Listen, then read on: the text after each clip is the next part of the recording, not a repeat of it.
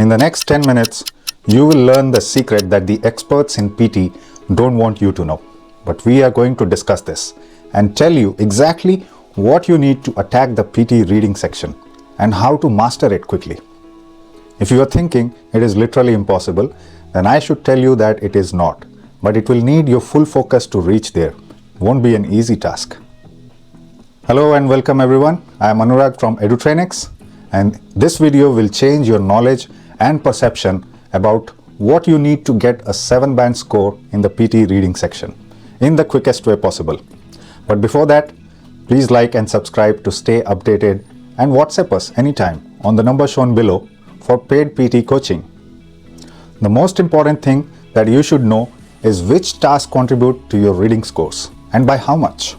So basically, the mark distribution. Then I will also give you a plan and a list of do's and don'ts for each of these questions. Just see how much our students are getting who followed this plan in the PTE exam. Let's learn to channel our efforts on the correct questions, which ones are important and which ones are not so much.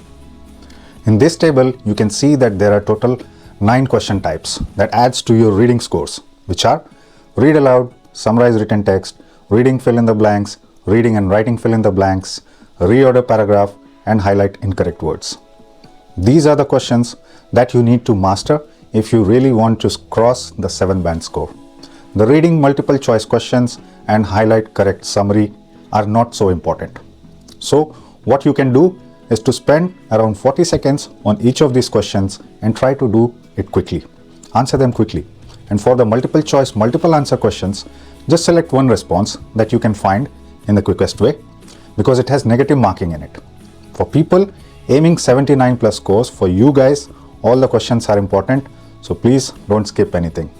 For people aiming a 7-band score, take the best shot quickly at the unimportant questions so that you can get more quality time on the fill in the blanks questions.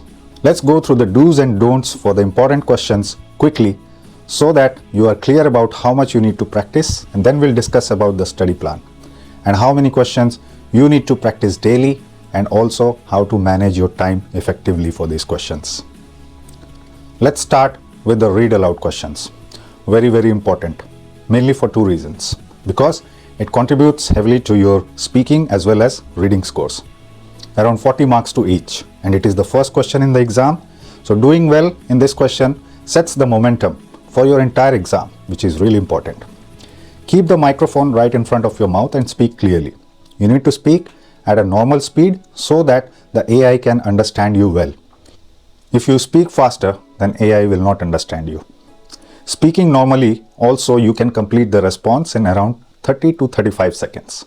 So don't get mixed up by watching and following multiple strategies. What people do is one day they will think that this strategy is better, next day they will see another video and then start following that. Don't do that. Just stick to one strategy. You will be wasting time if you try to do this.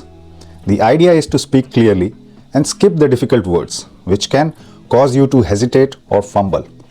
If you speak around 70% of the given text and if it was clearly pronounced, then you will get full marks. See the example. New research suggests that some birds may be able to people's face and differentiate between human voices. Being able to a friend or potential could be key to the bird's ability to survive. That's how you should speak. Normal and medium speed, and skip the ones you can't speak properly. Fluency should be intact. For summarize written text, be careful about using the first letter as capital and full stop in the end. For proper nouns again, you make the first letter capital. No other capitals throughout. You can solve this question in multiple ways. Easiest and sure short way to get points is to use templates and just put the keywords. Or you can combine 2 sentences with a conjunction and then replace some keywords with other random keywords that you can see in the text. That's it. You don't need to put more time on this task. It is very easy to solve using these 2 techniques. It contributes around 7 to 8 points to both reading and your writing. Now reading fill in the blanks and reading and writing fill in the blanks take some time to improve. Although there are grammar shortcuts to help you solve these questions more efficiently, the link of which you can find in the description. But the main idea here is that you need to do a full analysis of the questions you are solving. If you don't know the word meanings, you find them and understand in a deep way why those answers are correct. On our learning platform, we provide explanations for each question. Read them and understand it properly, so that next time if you get similar words or questions in the same pattern, you will know how to get the correct answers. Very important step in improving your comprehension skills and collocation knowledge. Watch our strategy videos where we have shown in detail how these questions are solved. You get around 20 marks in reading fill in the blanks and around 25 to 30 marks from reading and writing fill in the blanks to your reading scores. For reorder paragraph, finding the pairs is important. But before that, find the independent sentence, the topic sentence, which will introduce the topic or set the scene or set the tone. For the remaining, you need to find the pairs. A very detailed strategy on this task is published on our channel. Please go through it. I will add the link in the description. There is not too much points for reorder paragraph, but try to give your best shot if you want a 7-band score. You get 6 to 7 points from these questions to your reading scores. For highlight incorrect words, you need to be careful as there is negative marking. And many people just take these questions very lightly and don't practice it much. Please don't do that mistake. Sometimes the audio is also faster. So you need to practice this and be careful not to click randomly. Otherwise, the negative marking will apply and you will lose points. Again, you get around 10 points for the reading scores from this question type. Talking about time management now. Of these questions particularly, read aloud is self-managed, but you should still click on the next as soon as you finish saying your response.